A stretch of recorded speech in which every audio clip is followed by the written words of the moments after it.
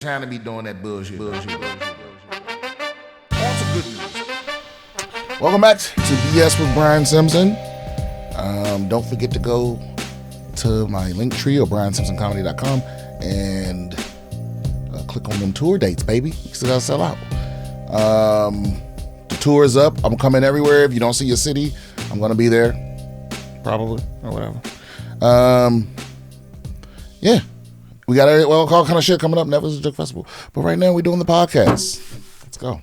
Where it's like I remember a case from like 5 or 6 years ago, in Texas, where a dude was exonerated after serving a long ass sentence, and then the judge was like there's some weird statute or law where it's like we still can't let you out today, like because it's what was something. this? I want to find this. Give me some keywords here. Texas. A A guy was exonerated, but he still had to stay in prison. Wow. Okay. This is Benjamin Spencer, another man running away from the scene. Their testimony helped send them to prison.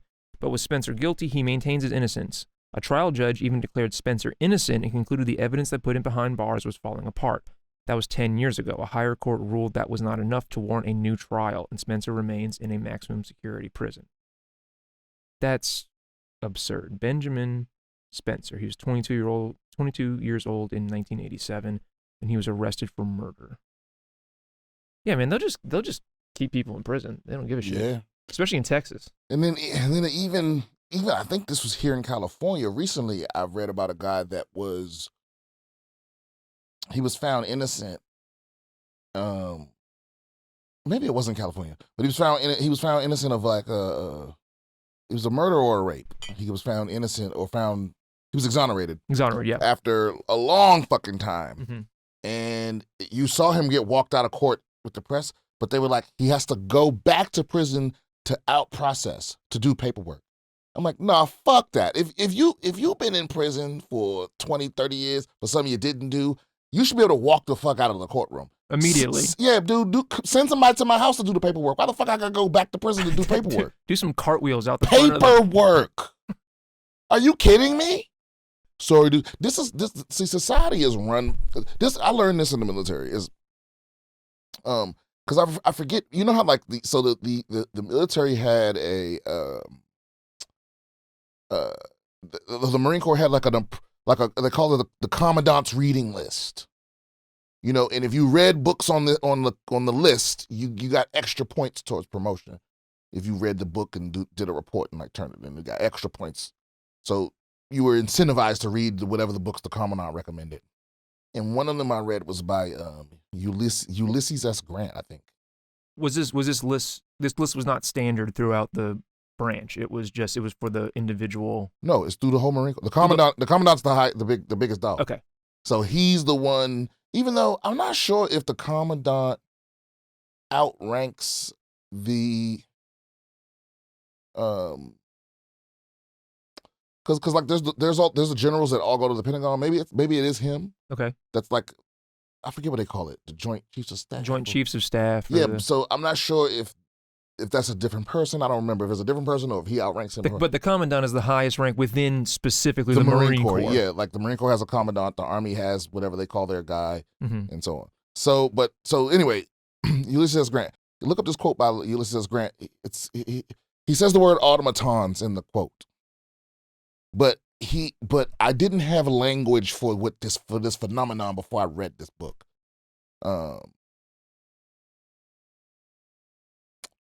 But the gist of it is just that he talks about how there's no place in the military for people that mindlessly follow the rules. You know, because you're not a robot. You know, it's like you still have to use your common sense and wherewithal. Every rule is just a guideline. Mm-hmm. You know what I mean? That was the point of that he was trying to make in this particular situation, is that like, but there's some people that like, they're so stupid, or they operate from such a place of like strong fear that all they have is the rules. So even when the rules don't make sense, they still follow the rule because it's safe. Because they can never be faulted for just following the rule. And that's how you ended up with people saying dumb shit like this, where it's like, this man was wrongfully imprisoned for 30 plus years, and you're telling him he has to go back to prison to do paperwork. It's like, just think about how fucking ridiculous that is. But there's someone somewhere that's going, well, sorry, it's out of my hands, it's the rules. It's like, it's like the judge can order anything to happen that they want. You know what I mean? You can challenge it later, or no one's going to appeal. The judge will be like, this man ain't going back no motherfucking way. He's going home, and then you bring the paperwork. That's what I would do if I was a judge. What I don't like about it is that the rules should be there to protect individuals from institutions, not institutions from individuals. So Right. I like rules when it's, no, you don't, a police officer tries to search your vehicle without tries to initiate an illegal search or seizure of your vehicle, right? Obviously, we need rules against that, and they need to be enforced to the letter of the law to protect us from the police. But But it shouldn't be the other way around when it's like, no, you need to go back to jail to fill out a 1099. Because then look, I encountered a lot of people like this in the military. I guarantee you, this man, and I fucking wish I could remember his name. This just happened like a few months ago. But I guarantee you, okay, he has to go back to prison to do paperwork. I guarantee you that some officer along the way was like, I still gotta cuff you. You're technically still a prisoner. I got cuff. It's like, this man is innocent. You ain't got to cuff him. You know you don't. No, you don't. But you're gonna, because it's the rules. It's our policy. Right. It's like policy. Anytime that's your reason, you're full of shit. It's like, because if you don't understand the spirit of the rule, the spirit of the rule of the justice system that's what matters. It's like, what were we going for here? Because you got to understand, too, a lot of times rules and laws and regulations are put into place by people that aren't around anymore that didn't have a grasp of how the world operates now. They don't, they don't know, it's like, that's why I hate when people go, the founding fathers, none of them knew what an iPhone was. None of them knew what the internet was. You know what I'm saying? None of them knew any of that. So the world, it's a different world. You can't just blindly. I think you have to go with like, okay, here's a perfect example, illegal search and seizure, right? And the thing they're going to now, because I don't understand the legal shit behind it, but you do not have to give the police the code to your phone. Correct. But if your phone unlocks with a fingerprint, you have to give them that. Like they can take your finger and put it on there. Yeah, that is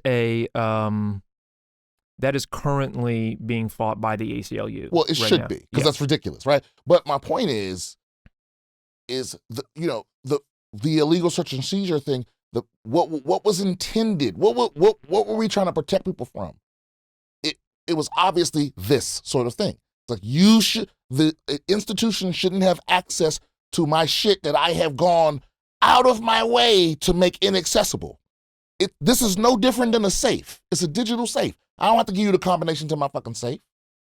And I think the argument they tried to make was that, well, a combination or a password is well, it shows how the legal argument for a lot of these things predates the technology that we rely on today. They try to make the argument that a combination is a password. That's knowledge up here that you don't have to give me.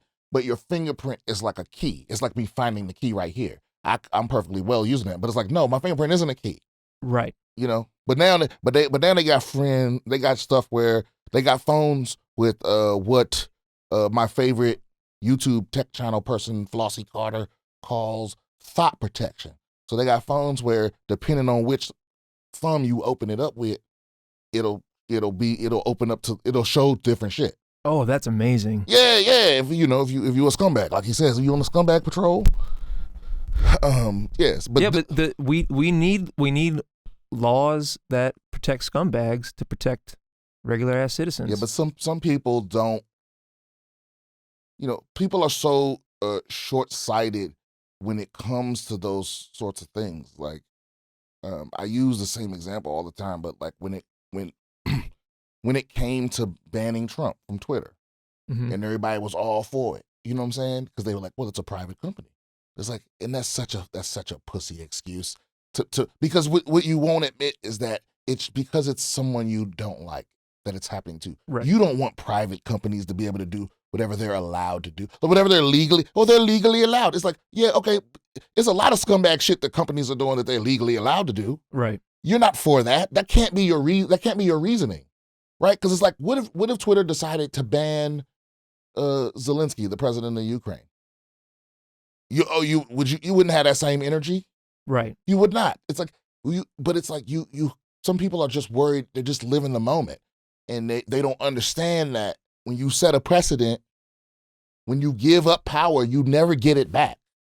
You don't get to later on go, oh well, I didn't want nobody to be able to do that. You know, it's like, well, now you don't get to pick and choose. You don't get to, it's like you don't want the president. The reason you don't want the president to have certain powers is because you don't want the next president to have that power. But we become I think sometimes we become fans of the person, and we don't realize that the person in the office are separate entities. You know what I'm saying? It's like people are like, oh, I'm all about giving the president universal power when they're doing what I want. You know, it's like, yeah, well, do something, sign a, because that's why Obama was very careful about certain shit, because it's like, if I do this with a stroke of a pen and I cross the line in the stuff that the president shouldn't be able to get away with, then that gives the next president the same power. And I'm on my second term, and it ain't gonna be me. You know what I'm saying? Mm-hmm. It could be the other side. And that's why when, as soon as Trump came in office, he immediately started undoing all that shit that Obama did with the pen. Well, here's my question about that, though. I've heard that argument in regards to, let's say, packing the Supreme Court, right? Mm-hmm. So the Supreme Court has not always been 9 justices. Mm-hmm. It has been expanded in the past. FDR expanded it most famously in order to push through the New Deal, partially. And the part of the argument from even people on the left against Biden or the Democrats packing the court and adding additional seats so they can appoint for life left-wing judges is, well, then the right wing, when they get in power, they'll do the same thing. The counter argument to that is, well, there's nothing stopping them from doing that anyway. So if you're Obama and you have the opportunity to sign executive orders and push the envelope as far as what the president is allowed to do, shouldn't you take that opportunity? Because it's not like your restraint is a restraint on the person who comes after you. Well, I think that there's a nuanced difference there. And because one is the Supreme Court is still, everything still has to be voted. You know what I mean? Sure. Biden could agree to sign it, but it still has to go through Congress, and they still have to get the right amount of votes and all that other stuff. It doesn't necessarily undermine democracy, but giving one person unilateral discretion is insane. It's almost like the remember the War Powers Act? Yeah. Everyone was all about that war, thinking it was temporary, just until the dangers passed, blah blah blah. And we've been at war since I turned an adult. Yeah. That war lasted. It's still going on, kind of technically. We're still in Iraq. There's still troops there and everything, but it's like it lasted 20-something years.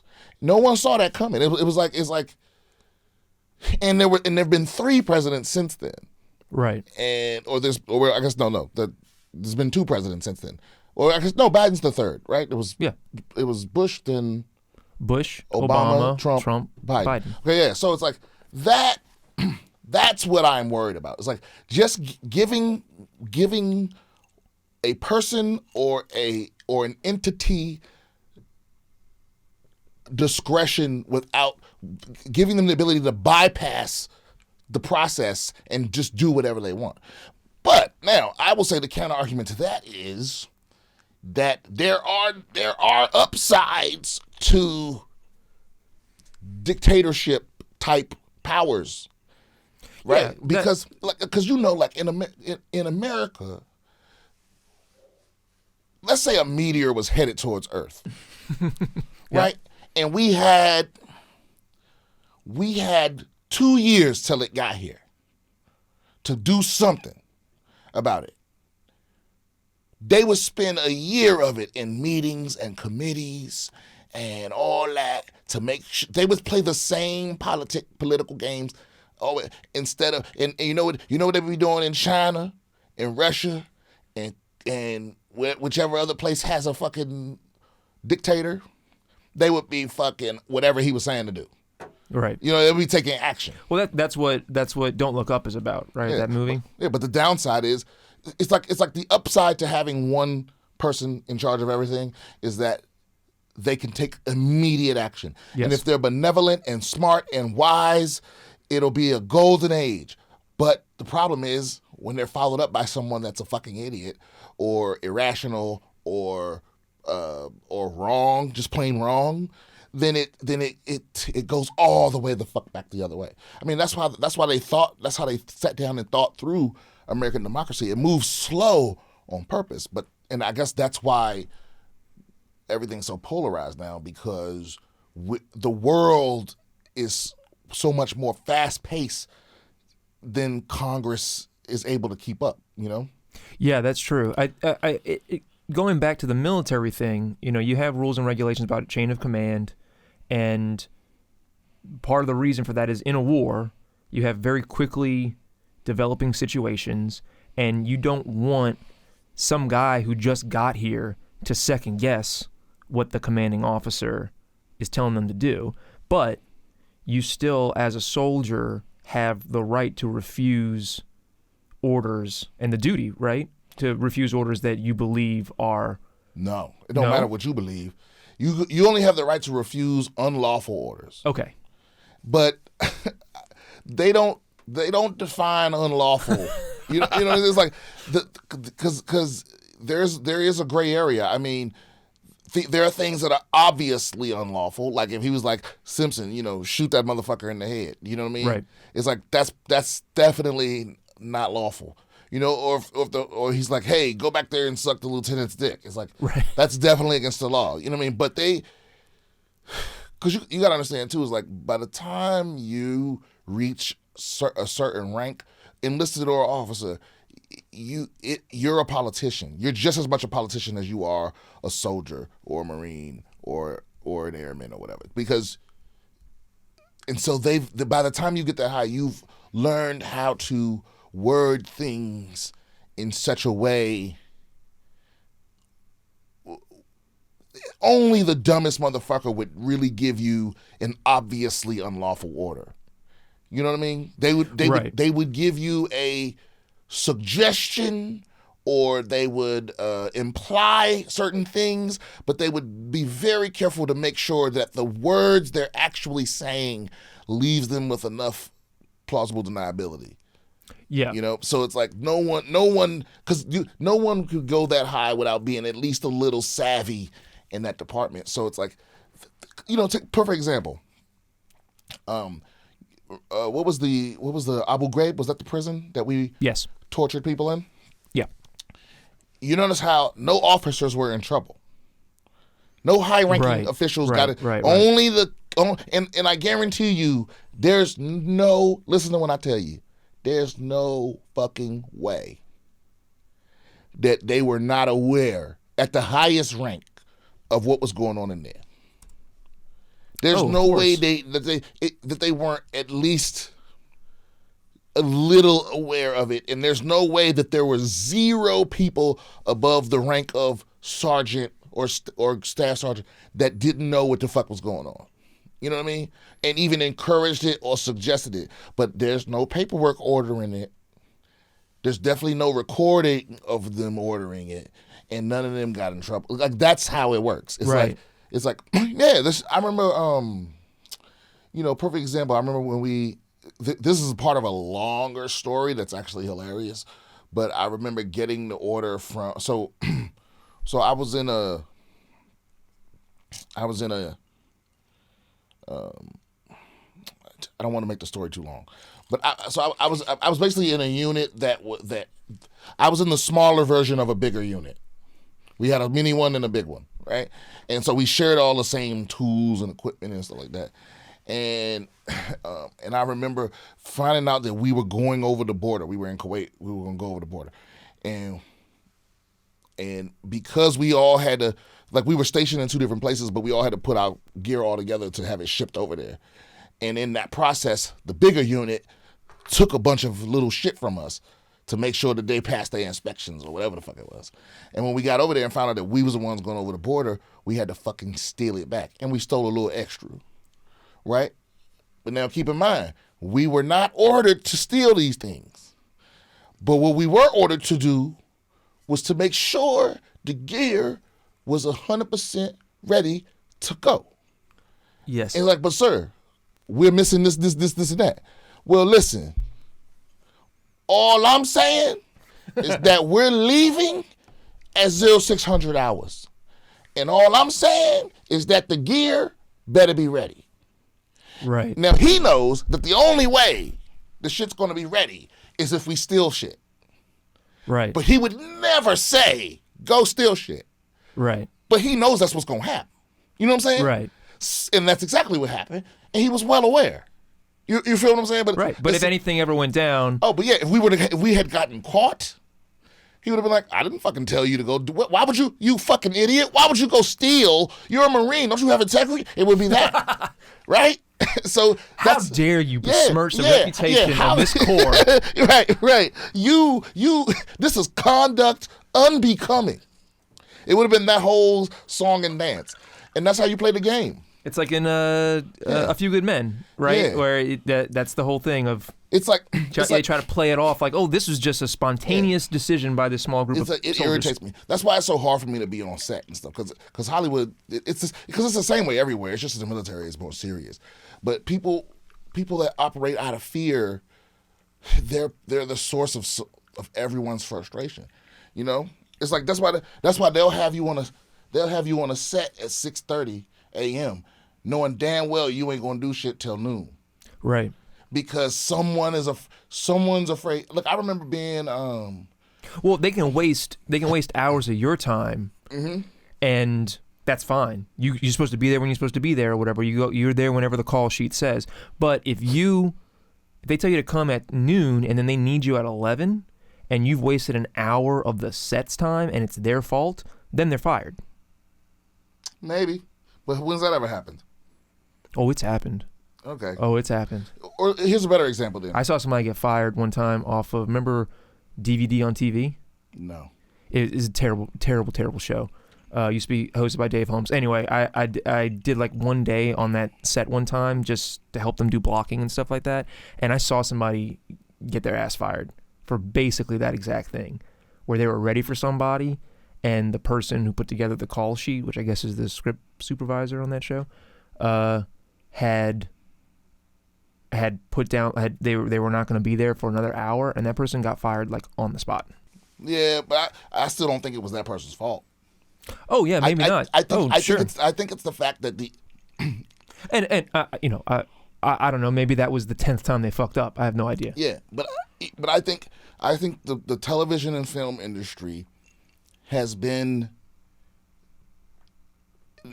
No one wants to rock the boat, but it's hella inefficient.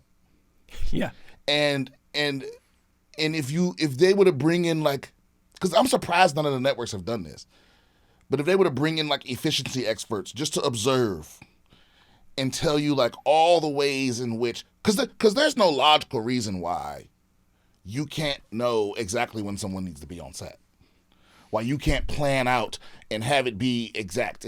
But it's just, this is the way things have always been done. No one wants to change anything because no one wants to try something new and rock the boat, you know? Yeah. It's just like, I was just recently working with people.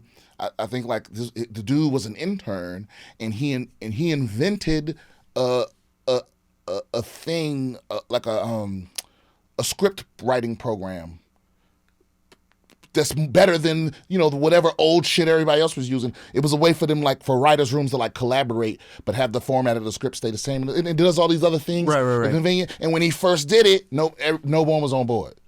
He slowly convinced one person to try it and two people to try it, and now it's spreading through the industry. I guarantee you in 5 years, everyone will be using it. Wow. But it was like no one wanted to do. They're like, we have our ways. We have this program from '96 that everyone knows how to use. You know what I'm saying? Or even like, so you watched my special, right, on Netflix? Yeah. Season 3 of the Stand-Ups, episode 1. Myself, Gave it a Mark thumbs up Norman, and Naomi everything. Abkarian, Janelle James, Melissa Villasenor, and Dusty Slay. Very funny stuff. But anyway, the day we filmed the intro. So if you see the intro to it, we're all sitting in like a lounge, like a jazz lounge, and we're all drink. There's like whiskey or whatever, right? And when we filmed that, I remember us all just being in the room, and I don't know who the fuck it was, but somebody was like, "So yeah, would you guys like a drink?" And we were like, "Oh hell yeah! What do you want? What do you want? Whiskey, tequila, whiskey, tequila." And this motherfucker came back and handed me a glass of apple juice. He asked me if I wanted a drink. I said yes. He said, "What you drinking?" I said whiskey. He brought back apple juice because he was afraid that he wasn't allowed to give me real alcohol. Right? He gave you apple juice. He gave me apple juice. And here's the thing. No one told him to give us apple juice. But but that's what I mean. And then what's so funny is I'm telling this story to the person that was in charge of everything. And they were like, "What? They brought you not real whiskey?" I'm like, "Yes." But that's what I mean, is it's like the people, usually the people at the top are not being unreasonable. They can be unreasonable when they're dumb. But but it's the people in the middle operating from fear that make shit unreasonable. It's the reason why, like I'll never forget the whole thing in the military was, be 15 minutes early for everything. Right. If you're not 15 minutes early, you late. Right. But so then it's like the general would be like, I'm going to start the damn thing at 8 a.m. You know what I'm saying? So have everybody out there at 7:45, and then the person under him would go, "Have all your people here at 7:30," and the person under him would go, "Have all your people here at 7." And then by the time it got to me, little old Lance Corporal Simpson, we'd be standing out there cold as shit at 5 a.m. waiting for 2.5, 3 hours for the general to show up, thinking, "Why is this motherfucker late?" He's not late. He's exactly here when he said he would be. It's just that we're all early. We're 3 hours early because someone is just afraid. Everyone is in the line is afraid. And it's like that. It's just inefficient. It's like it's just and the whole military operates that way. Look, when it come to killing shit, can't speak for everybody else, but the Marine Corps, they get that shit done. When it come to executing the plan, they get shit done. But when it come to everything else, it's a wash. It's like it's some standing around, hurry up and wait. You hear it all the time, hurry up and wait. It's that. It's someone was afraid and they asked for something unnecessary just in case so they could cover their ass. You hear those statements all the time. Cover my ass. Just cover your ass, just in case. You know what I'm saying? It's like, well, what are they afraid of? They're afraid of just... They're afraid the admiral shows up and shit ain't ready. Well, you always hear those stories. It's like it's like you've heard you've heard people speak about that experiment with the monkeys in the cage, where they put a ladder in the cage with a bunch of monkeys, and anytime one of them tried to climb, they put a ladder in the cage, and anytime one of them tried to climb the ladder, they spray it with a hose. They sprayed all of them. If one of them tried to climb, they sprayed them all, and then and then they take the hose away, and then. Whenever one of them goes up, they all beat the shit out of them. They all get right. They all beat the shit out of them. But one by one, they're pulling the monkeys out of the cage, and they're exchanging monkeys. And before you know it, the cage is full of monkeys that have never been sprayed with a hose. Oh wow! But they'll still beat the shit out of whoever tries to go up the ladder. Oh wow! And that's what it is. There's some story or some person that you've heard of that got in trouble, that some 1 in 1,000 chance thing that might happen. So just in case, it's never happened to you. You don't know the motherfucker it happened to. You don't even know a motherfucker that it happened to. But just in case, we're gonna do this unnecessary thing.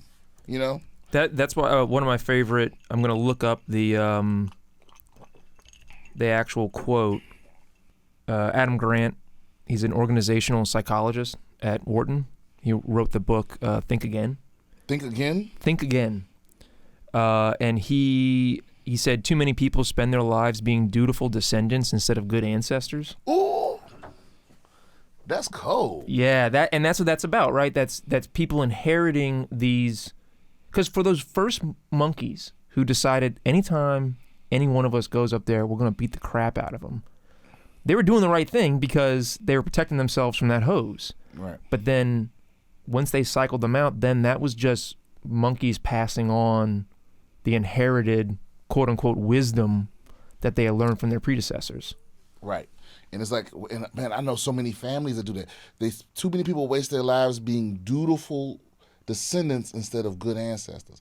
I like that because I run into this so often, or I meet people so often that like their only reason for doing things is tradition. Even if they hurt, even if they don't make sense, even if they're harmful, they just do them as some kind of like duty to the past. Mm-hmm. Instead of trying to set an example for the future. And there's something to be said. I'm not a big tradition guy, but there's something to be said for tradition in terms of you can argue that for any given tradition, there might have been some reason why that was the right thing to do in the past. But you're always running the risk that, well, maybe those conditions that made it the proper thing in the past no longer apply. No, here's the thing. Tradition used to matter because there could only be one smart motherfucker or two. When there wasn't, we're all too busy farming. Yeah, when there wasn't mass education, there was one wise nigga that was like, I don't have time to explain the reasons to you, but wash your hands. You know what I mean? Don't eat, shellfish. I can't explain to you what trichinosis is, but just don't eat pork. Right. It was that. And it's dirty. It's dirty. God put it in a sheet and he said, don't eat this. It's like now that we know better, because here's the thing, and I don't really live by this, but there's an old saying that like if you know better, you got to do better. What's the point of knowing better if you don't do better? You know what I'm saying? Bacon is great. I don't know. Yeah, but no, I don't eat bacon. But what does that mean? I don't eat pork. Oh, you don't eat pork. I don't eat any pork. I don't eat any. But you do. But that's not the only kind of bacon. That's true. Well, what do you mean? Like there's beef bacon, there's turkey bacon, there's. Oh, I didn't know that. Bacon. Oh, but I thought that was just like. I thought bacon was a cut of pork, and then there are. It's kind of like saying tofurkey, right? It's like or like soy chicken or something like that. It's designed to. Oh, really? Okay, I didn't know that. No, I think it's just how the meat is. I don't know. I mean, beef bacon doesn't taste exactly like pork bacon, but it's goddamn good. Let's see. So is turkey bacon. It's really good. I used to eat for that salted cured. Yeah, I used to eat turkey bacon. I just don't eat anymore. Is it like a religious thing or just health things? It's like a moral thing. Ethically, I don't eat. I try not to eat factory farm stuff, and that just what that ends up meaning though is that a lot of times it's just easier to cut out certain animals rather than try to figure out whether it's factory farmed or not. So, for instance, like pretty much all chicken is factory farmed. And even the stuff that isn't factory farmed, chickens aren't treated very well in general. So I just, rather than have to hunt down, did they rock this chicken to sleep at night? I just don't eat chicken. It's just easier. But I eat beef because cows tend to be treated pretty well. Even in factory farming situations, they're treated the best. And also, you can just get so much meat off of a cow that you're not raising 100 chickens in a terrible lifestyle. So you're saying there's less suffering. There's significantly less suffering involved with a cow because you get so much more out of a cow. Yes, and then also just it's not economically viable to keep cows in battery cages. It's a lot more economically viable to raise them.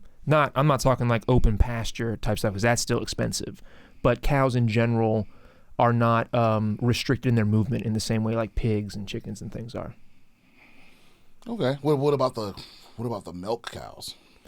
That's pretty brutal for them. Yeah, I try to eat as little dairy as possible.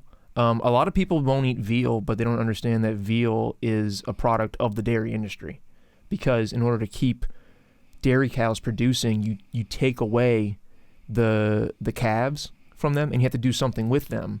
and they're not economically viable as like raising them to full size. So that's where veal comes from. So I do eat like cheese and things like that. Not every day. I try to limit it. It's not economically viable to raise a calf to full size? Yeah, it has to do with, I'm not an expert on this, but this is just from my research that I've done about the dairy industry itself, is that the dairy cows themselves are treated pretty poorly. And in order to keep them producing, you have to keep them breeding constantly and then take their calves away as soon as they're born. Oh, so you say you can't raise every calf because it's too expensive. Exactly. That's what I'm saying. So, I guess I didn't think about it. I mean, I just don't eat dairy because I'm lactose intolerant. I try to avoid it my best. Yeah, there's a lot of people who are just lactose intolerant, and that answers the question for them. Yeah. You know, there's some people who are lactose intolerant and still drink milk, and that's I don't understand that. I don't understand that at all. You want to do some articles? First, I want to talk about Brittany Griner. Brittany Griner. I mean, wait a minute. Brittany Griner.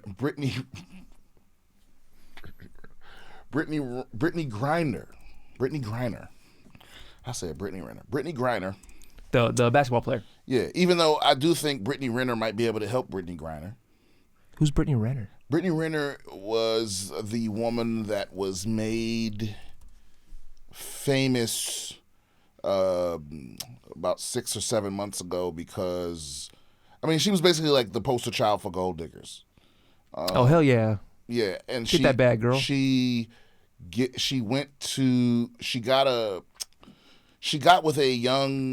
dating a young PJ Washington who was in the NBA when he was in college, and then when she got pregnant, He's the Hornets? I don't remember who he plays for. I don't even know.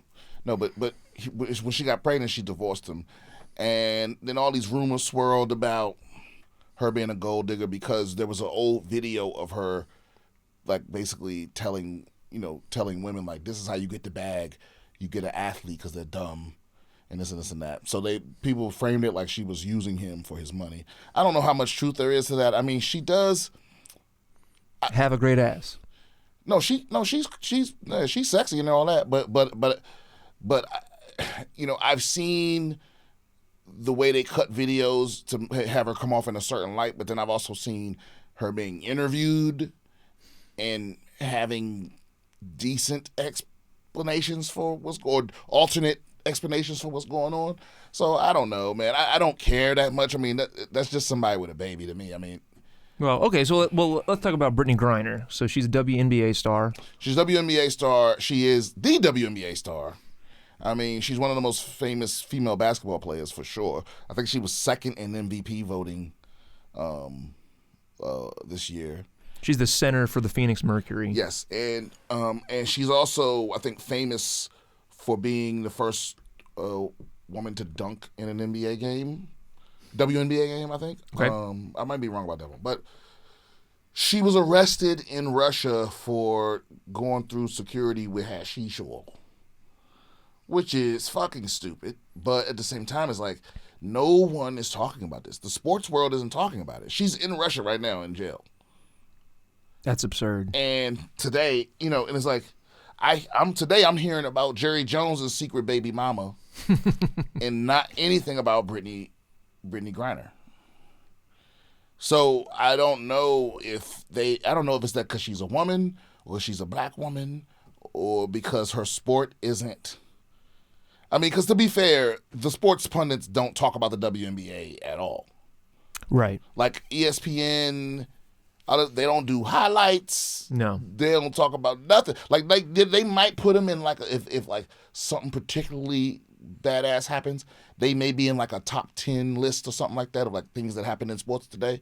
But they'll do that with any sport. They'll show you a little league baseball home run in the top 10 thing. But I mean, they don't regularly, or even, I wouldn't even say frequently, or even whatever's less than frequently. They very rarely. Intermittently. Yeah, they don't even intermittently talk about the WNBA. So I guess the criticism is like, I mean, but it's still weird that, you know, the number 2 person in the WNBA, and some people would argue that she's number 1, isn't even. Do you think that? So let's take a step back. Why do you think she was detained in Russia? I mean, obviously it is illegal to carry hash oil through Russia. But do you think Russia is being harsher with her for a political purpose, or do you think this is just what they do? And I'm reading a New York Times article here. It's from March 5th. Michael Crawley and Jonathan Abrams. Brittany Griner, star WNBA center, is detained in Russia. So this is just when it happened, obviously. But right. So people are talking about it. I don't know how many people get detained for hash oil on a given day. Yeah, I think most people know better. Yeah. You know what I'm saying? Yeah, that's my question of like, why do... Did you bring it? Why do basketball stars get caught with weed at the airport all the time? Well... Like, can't you just get weed wherever you're going? You don't have to be smart to be good at basketball. You know what I'm saying? It helps. But you don't have to be working with a full deck to be a great athlete. A lot of them aren't that smart. But some of them are very smart. But it's like... I was an accidental drug smuggler one time. What?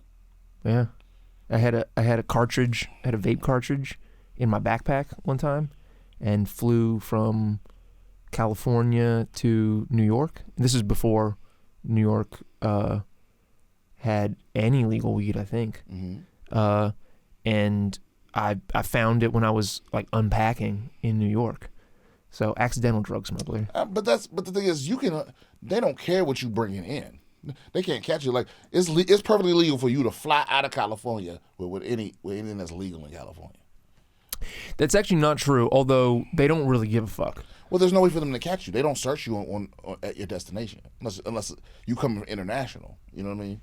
No. But what I'm saying though is that, and they have signs all over, like LAX, for instance. If you go to LAX and you'll see signs that have little marijuana leaves on them, and they're saying like, "Hey, look, basically, we know that it's legal here, but when you go to the airport, it's federal law that applies, and it's a controlled substance under federal law. So you are not allowed. You're technically not allowed to fly with. Now, people do it all the time because they're looking for bombs. They're not looking for somebody who has a weed pen. Yeah, but at the same time, they can't stop you from leaving LA with whatever you want.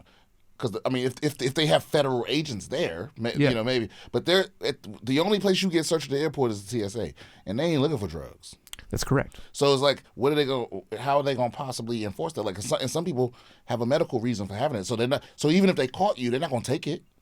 No, I know. Right. So it's like you can leave wherever you want. But now coming back, that's a whole other story. I would never bring drugs back. Actually, that's not even true because they don't even places where it's not legal, they don't even care.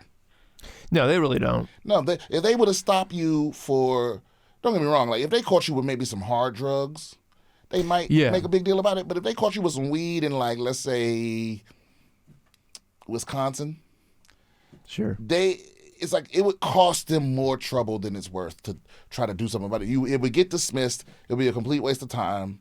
You know what I mean? Because those guys are like, don't get me wrong. They don't want to do that paperwork. When I go to like when I was in Billings, Montana, it's weird. The small airports that are in the middle of nowhere, those are the ones you gotta worry about, because those dudes, to them, the TSA in Montana is like, to them, it's like that's law enforcement. It's like they looking for the big bust. What makes their dick hard is they want to catch a terrorist. Well, that's those guys that post on like social media with the big bust they got, and they got like 2 things of Pampers and then like a dime bag. Yeah. And like $100 in singles. Like, and they're like, bro, I did the Big Sky Festival like years ago, and I'll never forget coming by this one TSA agent, and it was like, it's like when you go to those places where it's like they have the same machines that everywhere else got, but they seem to find all kind of fishy, suspicious shit. Like they it's like they got a wipe behind your knee and shit like that. It's like they take it to the extra level. I see them take people's makeup, lotion, shit that ain't hurt nobody. It's lotion, Right, exactly. It's like, I don't know. I just, again, well, that goes back. So Griner. Griner is in, she's in custody, and no one, they ain't even talking about what they're doing about it. Yeah, they're just like, okay, well, she's just there until they decided to let her go, I guess. I think Russia was like, probably just like, yo, this is leverage. Yeah. But I also think, again, going to Vlad. Americans have to care about the WNBA though for that to. Right. I think Vladimir Putin, this is another strategic thing where he's fucked up because he's grossly overestimated how much America cares about the WNBA, cares about black women, cares about women, and then cares about black women. You know what I mean? It's like I don't think the State Department is over there even negotiating or even. I don't even know if Joe Biden even knows. Probably not. Probably not. I mean, I heard it mentioned once. No one's talking about it on the news. There's no protest. There's no nothing. I heard way more about Djokovic than I did. Is this the first time you're hearing of Brittany Griner being over there? Yeah. Yeah. It's insane. But that's all I wanted to bring up. But what isn't in the sports news and will probably be talked about for the next fucking 6 months is that Jerry Jones has an illegitimate, or I guess legitimate. I don't know what makes a child illegitimate. Not out of wedlock. Out of wedlock. Yeah, so he has an illegitimate child, and they aren't clear. I mean, it's one of those articles. You ever read one of those articles that seems like it's giving details, but then when you get to the end, you realize the head didn't really tell you anything. I'm no more intelligent or knowledgeable or informed after having read this article. Well, that's what it was. It was like I'm informed, but I'm not knowledgeable because you didn't explain anything. It's like so apparently he got a girl pregnant. He got a woman pregnant, like an airport desk counter person pregnant years and years ago, decades ago. And he gave her hush money. He made her sign a contract saying, basically that she would keep it a secret and he would set up a trust for her and the daughter. And as long as it was a secret, he would keep putting money in the account, right? Wow. And now the daughter's grown and she filed a lawsuit saying that like she wants to be lifted from under the NDA. But what I don't understand is she says that that this was when she was 1 year old, and I'm positive that a 1-year-old especially, can't sign a contract. I'm positive that a parent can't sign a contract for you, and because it's the same reason why, so sometimes how like a lesbian couple wants to have a baby. Right. And you're a friend that they love and trust and they want to use your sperm. Right. And they say, well, here's a contract saying that, you'll never have to pay child support or be responsible in any way for this child. Right. Well, that contract is bullshit because you can't sign away another person's rights. Because the child support is the right of the child. It's not hers. So she can't tell you, my child will never. Right. Right. And so you're giving up parental rights. So you can sign away your parental rights, but that is a separate issue from any child support rights. And you have to go to court to do that. You can't sign away your parental rights to them. You have to go to court and to say to the state. Correct. Right. But also she can't tell you that you never have to pay child support. Like the child could turn 18 and still sue you. They could change their mind 5 years later and take you to court. So my point is, I know that you can't sign an NDA for a 1-year-old. Right. Yeah. Right? Yeah. But you can't, she is effectively under an NDA because she has a trust fund that will stop if she tells a secret. I would love to see the formation documents for this trust fund. How do you even write such a thing? But you can write a trust fund for anything. Well, but you actually can't. No. There are some. When I took the bar, I had to study up on. I mean, that was a long time ago that I've done anything with trusts and estates, but there are limitations on what you are allowed to write into a trust and how you're allowed to form them, because trusts are fundamentally a tax shelter, and so government wants to control exactly what you can do with them. But you can set the conditions for the dispensement of the money. Yes, right? You can. And I'm sure there are limits to that as well. Yes. But it's very broad. It is very broad. Like it is very broad. This person can't have money until they're 60. This person can't have money. You know what I mean? Yeah. And I think that's what it is. It's like, your ability to control the timing and the amounts of the disbursements is pretty much carte blanche. So I'm pretty sure.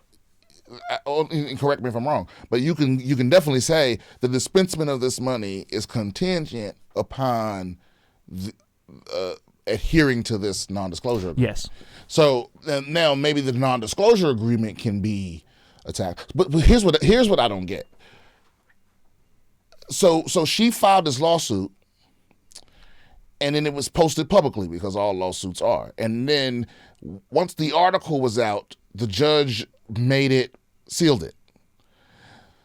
But doesn't that make it all moot? I mean, by filing the lawsuit and having it be public anyway, you've already violated the NDA. So how can you file a lawsuit to release you from the NDA if filing the lawsuit violates the NDA in the first place? Not sure here. I'm trying to get into this stupid story, but everything, of course, has. I'm not going to pay for the Dallas News. Mm-hmm. Come on. And here's the other thing. What is she suing him for? Is she suing him for money or just to be released from the NDA? That's what I'm trying to find out. Because, Cynthia. I mean, look, if my father didn't want to be in my life but was going to give me money for the rest of my life, I would be okay with that. You know what I'm saying? Like you never knew this motherfucker anyway. All right, here we go. Let's do The Guardian. The Guardian would be fine. So the woman's name is Alexandra Davis. That's the daughter. Her mother is Cynthia Davis. Both Alexandra and Cynthia starred in the final season of a Dallas area reality show called Big Rich Texas. See, I did not know that. That's a little detail. Yes. Jones has been in contact with Cynthia. This is from the Guardian newspaper. Cowboys owner Jerry Jones, target of lawsuit over alleged secret daughter. This was published on the 10th of March, 2022. So he's been in contact. So here's what I think is happening. I think there's not gonna be a hearing until the 31st of March, but she seems to be suing him to be able to publicly say that that's her father, because part of the deal that Cynthia Davis, the mother, signed with Jerry Jones was that she listed her daughter's father as basically like, it's nobody. And basically like left it blank. So right? She's dumb. She thinks that she's going to make more money from this TV show than from being the daughter of Jerry Jones. Well, she thinks that, I would not be surprised if the goal here was she calls up Jerry Jones or his representatives and says, hey, I need more money than what you're giving me, because she was supposed to get lump sums at like 24, 26, and 28. And she's 25 now, I think. And I think she might have been trying to get more money. You dumb as hell. You dumb as hell, bitch. Because listen, your father is 79 years old. You got one lump sum coming. Then you could publicly say you Jerry Jones' daughter after he died and sue for part of the estate. He's a billionaire. You dumb as shit. I know, stupid. Yeah, I mean, come on now. Come on. That would have been my deal. I'm like, hey, listen. People get greedy, man.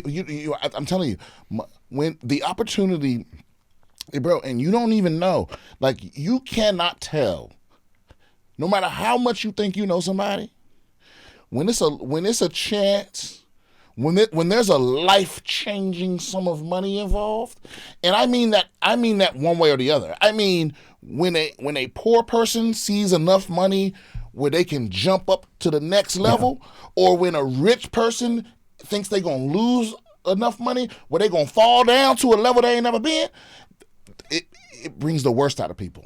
It will make people behave in ways that are illogical, unethical, that are contrary to their character, and all of that. You know? Yeah, absolutely. So it's like, it could be your kids, your siblings, your mama, your wife, your best friend, your surgeon. It could be any motherfucking body. It could be the Pope, a priest. You know what I'm saying? It's like, no one's exempt from the fucking, I forget what it was, but you know how like those like old like Hanna-Barbera cartoon characters, they would get like fucking money signs in their eyes and it's like intoxicating. Yeah.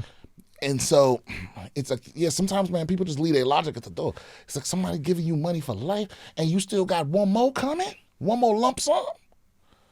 She has 2 more. It's supposed to be 26 and 28.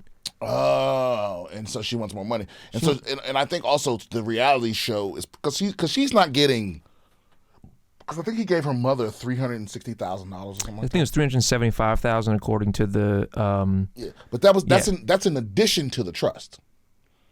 Yeah, but that was in 1996. Okay, right. So number one, more money, but also that was a while ago. I mean, who knows? Who knows what he's given her since? Yes, and where that money went. And so they're trying to be on this reality show about rich Texans. Yeah. So they're rich. They definitely got more than a little over $250,000. Oh yeah, they're not hurting. Okay, right. So, but she wants to be able to say she's his daughter. Maybe it's part of her deal with the show of like, well, I mean, you're a rich Texan, but are you a Texan of note? You know. And she thinks that this reality show, it's like you're so short-sighted. It might not even be just the reality show. There's a lot of people who are on these reality shows and they're sort of reality, or they're like serial reality competitors. So they show up on The Bachelor, they show up on, not Love is Blind, but whatever, right. 90 Day Fiance, etc. They do multiple ones. And she might think that, well, I mean, obviously we're talking about her because she came out with the fact that she's Jerry Jones's daughter. That's so crazy. But it's like hookers that rob their clients. You know what I mean? You're already getting paid. You're already getting paid, and in the future you'll get paid. Yeah. But you're gonna steal a watch. So never underestimate the power of greed to fuck up a sure thing. It's true, man. People, yeah, because that's all this is. That's all this is. Poor gal. But Jerry Jones gonna win. Come on. You're not gonna out-lawyer. He owns Texas. You think you're gonna beat Jerry Jones in a civil suit in the state of Texas? She is. What's also interesting about this is she is an aide for the U.S. Congressman Ronnie Jackson. Yeah. Ronnie Jackson ain't got shit on Jerry Jones, dog. No. Of course not. And here's the other thing. You've just made your father your enemy. Because you've already the thing he didn't want people to know was that he had a daughter. He did not want people to know that he was your father. And so the lawsuit is pointless because no matter how it turns out, you've already done that. Right. You've already publicly announced that he's your dad. Well, what if he's not your dad? Oh, that would be... What if it was just a chance he was your dad and he was like, look, bitch, I'll take care of you. Just keep the shit to yourself. And now it get to court and there's a DNA test and he ain't your father. Ooh, bitch. That's what I hope happened. I want that to be the outcome of this. Only because it's more entertaining to me. It's more entertaining to me. She just finds some dude from Foot Locker is her dad. Yes. All right. Give me her mom was a ticket. What do you call it? Yeah, at Delta. At Delta. Yeah, she operated the ticket counter. Your mama went from because I get it because I saw this on, I think it was Facebook, which I'm never on. It's like I open Facebook every now and then, and I opened it. This was the first thing I saw, and there were people in the comments talking about, well, she just wants a dad in her life. No, that's not what the fuck bullshit. She wants. No, come on. Your mama. She could have her dad in her life if she kept her mouth shut and she was like, "Hey, quiet. I want to be part of your life, but I'm not gonna put your business in the streets." Like, or just ask him for like, "Hey, Dad, listen. First of all, I need box seats. I need box seats to the Cowboys games. You know what I'm saying? I need concierge service, and I need you to cut me into the wheel, and we can renegotiate, and I'll re-sign the NDA today." He's worth $11 billion. Some people just, this entitled. And the thing is, he don't owe you shit. You grown. He don't owe you anything. You're an adult. He's been taking care of you your whole life. Your mama went from being a fucking counter person at Delta to being big and rich in Texas. To qualifying to being on Rich Texans or whatever. You know what I'm saying? So it's like, what is it that you don't get about the position that you're in? It's like you're rich for no reason. You didn't earn anything you have. I mean, okay, that's not fair to say. You did not do anything to become rich. You were born rich because your mama kept her motherfucking mouth shut. You know what I'm saying? Yeah. Now, your mama kept her mouth shut for as long as you've been alive. so that you could be rich. And now you're trying to, because this is a problem that a lot of rich kids have. And it's no fault of their own. I mean, you don't know what you don't know. But a lot of rich kids that most of the rich kids that I've met in my life, there's an insecurity there that they haven't earned things. A lot of them have this attitude like, I have to show people that I've got this on my own, that I'm also, I'm not just some kid that has money. I want to start a company. I want to do something to make so that I get my own worth. So that I'm not just Jerry Jones's kid. You know what I mean? Yeah. And a lot of them will fumble the bag for this very reason. It's like they so want something that's just their own, to like step outside the shadow of their parents. So I get that thing of like, I'm not only am I a rich kid, but I'm a secret rich kid.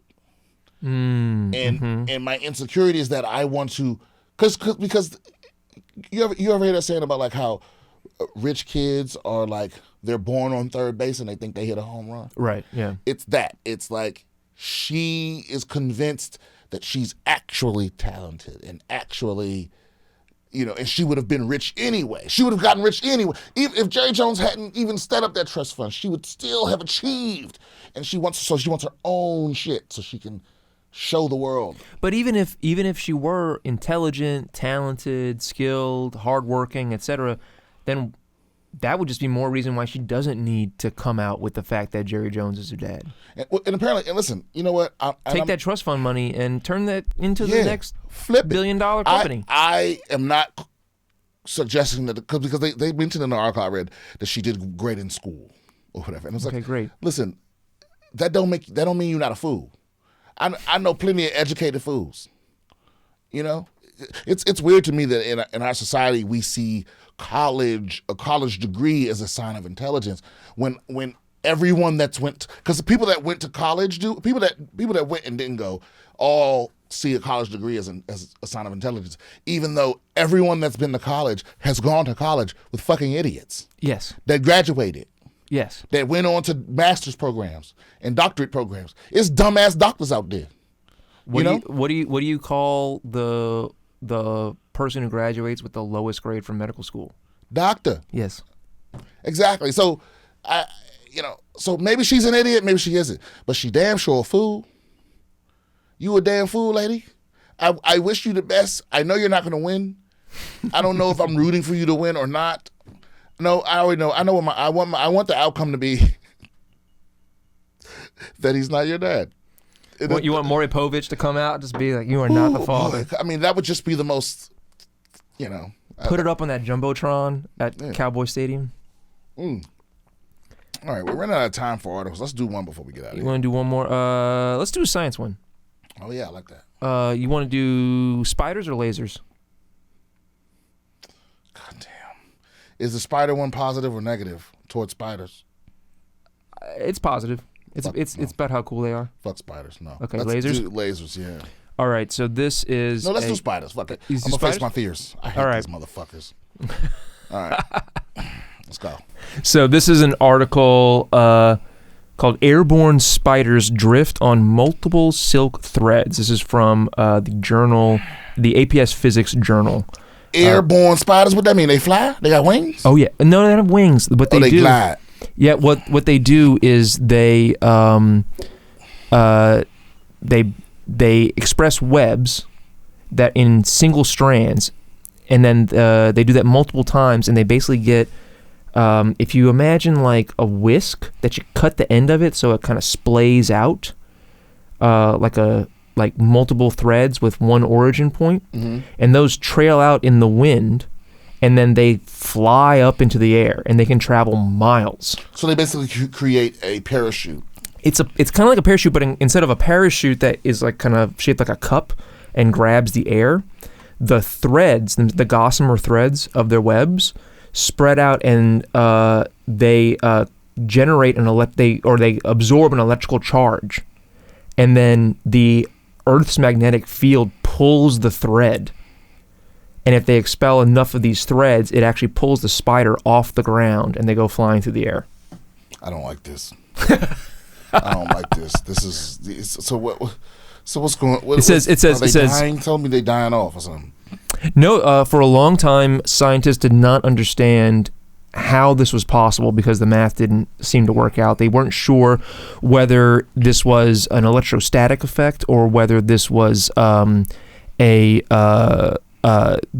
would be like a long thread that would get pulled by the air currents, and that the air currents would lift up the thread and then therefore lift up the spider. What they realized was that all the experiments they had done to determine what sort of forces they were working with, the order of magnitude of these forces, they were using single threads.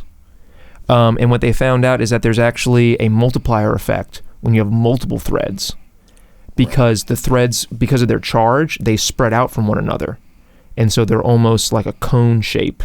Right. And that, combined with the Earth's magnetic field, can actually pull the spider off the ground.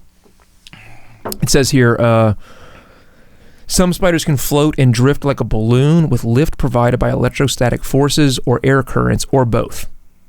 Now researchers have simulated the process at a new level of detail and have shown the importance of the spatial arrangement of the threads that the spider emits and uses to fly. Let's do lasers. Let's do lasers. Yeah, okay. Fuck this. All right. This is an article from Vice, Motherboard. Company plans to dig world's deepest hole to unleash boundless energy. So this is a geothermal startup called Quaise Energy, Quaise, and they have raised just recently $40 million, but that brings their total to $63 million in funding to dig a 12-mile deep hole into the earth, which would shatter the record, which right now is about 7.5 miles. And they use something called gyrotron. Yeah, wait a minute. So I'm confused because I thought that we were pretty much at the limit of how deep we could go because it starts getting so hot that every drill bit melts. And they don't use drill bits. They use lasers. They use something called gyrotron technology, which is a vacuum tube that emits millimeter wave light beams that actually melt rock. And once they drill deep enough, then they can pump water into the hole, and it's so hot down there that it instantly converts the water into plasma. Oh, holy shit. Yeah. And that goes deeper. What was that? No, then that expels out of it, and then they use that to power turbines, essentially. Very high-tech turbines. So so geothermal, the geothermal tunnel is actually a way to produce hydrothermal energy. Because you won't even get it deep enough for it to convert to plasma. It'll be vaporized before it even gets close because there's so much heat coming out of this hole. Okay. And then that powers turbines. And what they are planning to do is, because one of the biggest problems with geothermal is that there's only certain places where you can do it, right? They are working on, the gyrotronic technology already exists, but they are working on ways to convert coal plants so that you can basically drop one of these wells anywhere on the planet, and they can convert the coal plants to operate it and harness the energy that's produced by it. Where are they getting the water from? Oh, that's a good question. I'm not sure. Yeah, I mean, I guess there's water. I mean, you would still be able to recapture it, Recapture the water. Recapture the water. That's what they do with nuclear power plants. It's a closed system. Because in a nuclear power plant, the rods go into the water, and that creates the steam. But then the steam condenses after it powers the turbine and funnels back into it. So it's a completely closed system. So I imagine you would use the same thing for a one of these geothermal drop wells. Okay, so here's my next question: is it? I forget the term that I'm looking for. Are they, obviously they probably haven't yet, but are they getting more power out than they're putting in? Yes, they are, because it takes a lot of energy to drill the hole. Well, I say drill, to create the hole using the lasers. But once it is built, it's very low energy to maintain it. Oh, so okay, so I misunderstood. I thought the millimeter wave lasers were constantly having to beam into the hole, but you're saying just from the depth, it's so hot that it vaporizes the water. So there's no need for fire or coal to turn the water to steam. Right. The problem, the limitation that they are fixing is what you were talking about, which is once you get deep enough, you basically are so hot that you can't drill further because it weakens and softens and eventually melts and destroys the drills that you would use, and it's very difficult to get the physical material out and everything. It's just you can only dig so deep with drills, right? But with the lasers, you're basically able to vaporize the rock itself to create a well, a very small well that is like a release valve for all the heat that is 12 miles down through the crust. Okay, so the Earth is doing all the work. The Earth is doing all the work. Once you puncture... Man, that's fucking brilliant. It's crazy. That's the future. It's got to be. I mean, if it works... Dude, how do I invest in these motherfuckers? This is the future, motherfuckers. It is effectively free power. I mean, all of the costs will go into obviously maintenance, but just getting water into the hole. Yeah. And I think we're pretty good at that. Yeah. Pouring water in holes. I mean, you don't even need a high school diploma. Yeah, I wish they had more information about the size, because they're talking about these millimeter wave lasers, and that's what they use to cut it, but I don't know how big the hole is. I don't know what the diameter of the hole is that they eventually create, that they're getting the energy from. I'm not sure about that. But I mean, it's essentially, it's practically a limitless amount of heat energy coming from the center of the Earth. Well, they may have to start the hole with a traditional drill and then... Oh, I'm sure there's a multi-stage process. Otherwise, they wouldn't need, if it was just this gyrotron technology, then that already exists, then I'm sure we would already be doing it. They obviously need the money to develop some sort of bootstrapping technology to dig the first stage and then bring that into the second stage and so on. Okay. Yeah, I'm for it. I'm for this. I want to find out how to invest in that company. Quaise Energy. Mm-hmm. Quaise. Yeah, because that's easily going to be... Because it's safer than nuclear. Even though I guess that is relatively safe. But this has no chance of a meltdown or... I mean, I guess what it really boiled down to is how much energy they can generate.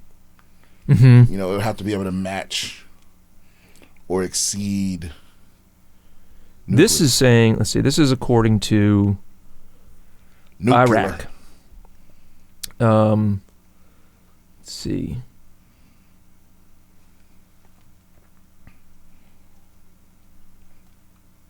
It says the company says that this will allow it to drill boreholes far deeper than has ever previously been possible, going down far enough to access rock temperatures around 500 degrees Celsius, which is 932 degrees Fahrenheit. That's well past the point where water becomes heated to a, quote, supercritical state that radically boosts the efficiency of geothermal power extraction. The end result is a massive, virtually inexhaustible geothermal energy resource that will become practically... You know what this means, Rob? We're going to be fucking rich.